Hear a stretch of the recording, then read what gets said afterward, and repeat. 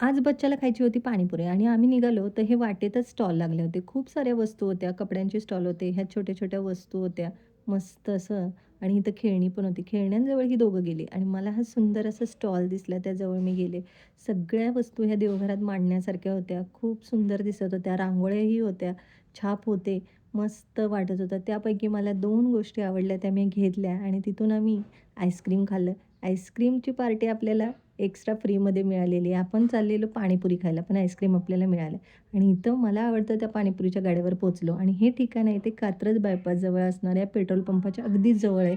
जर कोणी तिथं राहत असेल, तर त्यांना नक्कीच माहीत असेल, किती सुंदर हा दादा पाणीपुरी बनवतो. खूप छानही लागते इथली पाणीपुरी. आम्ही नेहमीच येतो आणि शेवटी येता-येता ही सुकी पुरी काय आपण सोडत नाही आणि ती खाल्ल्याशिवाय चैन पडत नाही.